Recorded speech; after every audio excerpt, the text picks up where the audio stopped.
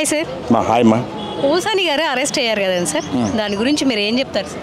మా ఇన్నిసార్లు ఆ లత్కోరు కానీ పేరు తీయాలంటే కూడా నాకు ఇబ్బందిగా ఉంది. ఎందుకంటే నువ్వు ఒక ఆడబిడ్డవు. పవన్ కళ్యాణ్ గారి ఇంట్లో వాళ్ళకి ఆడబిడ్డలు ఉంటారు, పోసాని గారి ఇంట్లో కూడా ఆడబిడ్డలు ఉంటారు. ఈ పోసాని అనే దద్దం ఏం మాట్లాడిన ఆయన మైకుల ముందర ప్రెస్ ముందరలా అంటే పవన్ కళ్యాణ్ గారి ఆడబిడ్డలు వాళ్ళ భార్యలను వాళ్ళ పిల్లలను చాలా తప్పుగా మాట్లాడాడు.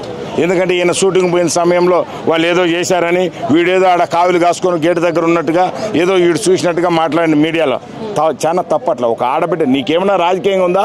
నీకు కానీ నిన్ను పెట్టుకున్నటువంటి నిన్ను ఎవడైతే కూలికి పెట్టుకున్నాడో ఆ పార్టీ అధినేత వాడికున్నా ఇంకెవడికున్నా ఆడబిడ్డల గురించి ఎక్కడా కూడా తప్పుగా మాట్లాడితే ఎవరు కూడా ఉపేక్షించాం. వాడు పోసాని కానీ వానమ్మ ఇంకోడు, వానమ్మ మూడు ఇంకోసాని కానీ ఎవడైనా ఆడబిడ్డల గురించి మాట్లాడితే ఉపేక్షించే ప్రసక్తి లేదు. రాజకీయం గురించి కావాలంటే ఏమైనా మాట్లాడచ్చు కానీ పర్సనల్ లైఫ్ ని ఇన్వాల్వ్ చేద్దాం. అదే కదమ్మా, అదే తల్లి నేనేమంటున్నా అంటే పర్సనల్ లైఫ్లో ఎవరికెవరికి వాళ్ళ పర్సనల్ లైఫ్లో ఉంటాయి.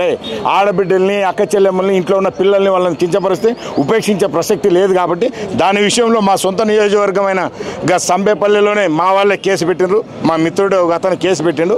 ఇతను మాట్లాడిన ఆ రోజు దూషించినటువంటి ఏ పదజాలం ఉందో ఇది కరెక్ట్ కాదని చెప్పి రాయచోటి నియోజకవర్గంలో సంబేపల్లి మండలంలో మా మిత్రుడు అతను కేసు పెట్టాడు. అక్కడి నుంచి రాష్ట్రంలో ఉన్న అన్ని మూలలా కూడా వాని మీద కేసులు పెట్టడం జరిగింది. అలాంటి దుర్మార్గుడి గురించి వాని పేరు కూడా ప్రస్తావించే ప్రసక్తి నేను లేదు. ఎందుకంటే వాడు రాజకీయంగా మాట్లాడితే నేను గౌరవం ఇస్తా. ఆడచెల్లెమ్మల గురించి అక్క చెల్లెమ్మల గురించి తప్పుగా మాట్లాడింది కాబట్టి వాడి పేరు ఉచ్చరించడానికి కూడా నాకు అసలు కంప్రమేస్తుంది. కొంతమంది ఏమంటున్నారంటే సార్ అప్పుడెప్పుడో అంటే ఇప్పుడేంటి కేసు పెట్టడం, వైసీపీ ప్రభుత్వంలో ఉన్నప్పుడు కదా ఇదంతా జరిగింది అని అంటున్నారు.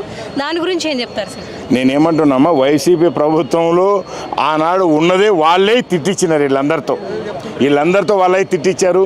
ఈ దద్దమ్మలు కూడా ఆనాడు ప్రభుత్వంలో పనులు కావాలి, డబ్బులు సంపాదించుకోవాలి, కోట్ల రూపాయలు దోషేయాలి. కాబట్టి ఆనాడు ప్రభుత్వం చెప్పినటువంటి మాటలు వింటూ వీళ్ళ సొంత స్వలాభాల కోసం, సొంత ఆదాయం కోసం నాయకుల్ని ప్రజల్ని ఆడబిడ్డల్ని కించపరుస్తూ వచ్చినారు. కానీ ఎక్కడా కూడా అరే మన ఇంట్లో కూడా ఆడబిడ్డలు ఉన్నాడని ఆనాడు కానీ వాడు కానీ చూసుకొని ఉంటే ఈ మాటలు వచ్చేటి కావు. ఆ మాటలు మాట్లాడినారు కాబట్టి కంప్లైంట్ చేసిరు. ఆ కంప్లైంట్ ఆనాడు పట్టించుకున్నటువంటి ప్రభుత్వం కాబట్టి వాడిని అరెస్ట్ చేయలేదు.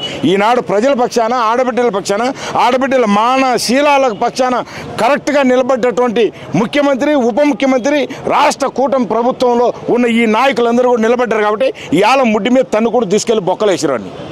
అది నెక్స్ట్ ఎలాంటి యాక్షన్ తీసుకుంటే మంచిగా ఉంటుంది అంటారు సార్? అంటే ఇలాంటి మాటలు మాట్లాడకుండా ఎవరికైనా ఈయనకనే కాదు ఎలా ఉంటే మంచిది అంటారు? మా గతంలో ఉన్న మంత్రుల హోదాలో ఉన్నటువంటి వ్యక్తులు, గొప్ప మంత్రులు, మళ్ళీ వాళ్ళందరూ కూడా బూతులు మాట్లాడడం, ప్రజలు ఏమైనా ఒక మంత్రి మాట్లాడుతున్నాడు అంటే ఆయన నుంచి ఎటువంటి గొప్ప పదం వస్తుంది, ఎటువంటి గొప్ప మాటలు వస్తాయని వినాలని టీవీల ముందర, సెల్లుల్లో, యూట్యూబ్లలో, వాట్సాప్లలో ప్రజలు ఎదురు చూస్తూ ఉంటారు. సోషల్ మీడియాలో కూడా అంటే మనం ఉండే ఒక పదవిలో ఉన్నప్పుడు మంచి మాటలు మాట్లాడి నెక్స్ట్ వాళ్ళకి ఎవరికైనా ఆదర్శంగా నిలవాలంటారు. అంటే పదవిలో ఉన్నప్పుడు నిలవాలి, పదవి లేకపోయినా కూడా మనం వచ్చి ఇప్పుడు చంద్రబాబు నాయుడు గారు 13 సంవత్సరాలు ముఖ్యమంత్రిగా ఉన్నాడు. ఇప్పుడు మళ్ళీ 4వ టర్మ్ ఆయన ముఖ్యమంత్రి అయ్యాడు. ఆయన పదవిలో ఉన్నా ఎవరిని కూడా అర్రే అనే మాట కూడా మాట్లాడలే, ఎవరిని కూడా బై మిస్టేక్గా కూడా ఆయన బూత్ మాట్లాడలే. అది ఉమ్మడి రాష్ట్రంలోనైనా విడిపోయిన 2 రాష్ట్రాల్లోనే ఏనాడు ఒక పొరపాటు కూడా మాట్లాడలే. మరి ఆయన పదవిలో ఉన్నా లేకపోయినా అంత విజ్ఞతతో ఉండేటోడు, విలువలైన రాజకీయాలు చేసేటోడు. మరి ఈ జగన్మోహన్ రెడ్డి గారి ఆయన పార్టీలో కానీ ఆయనతో సహా ఎవరికి కూడా విజ్ఞత లేదు, విలువలు లేవు. విలువలు ఉన్న రాజకీయాలు వాళ్ళు చేయలే. అందుకు దానికి విషయం ఏంటంటే ప్రజలకు మనం ఏదైనా నేర్పుతున్నామంటే, ఏమైనా చెప్తున్నామంటే అది గొప్పగా ఉండాలి. కానీ అది ప్రజలు నేర్చుకుని మిగతా వాళ్ళందరూ మాట్లాడే విధంగా ఉండకూడదు. అది thank you sir, thank you so much. Thank you.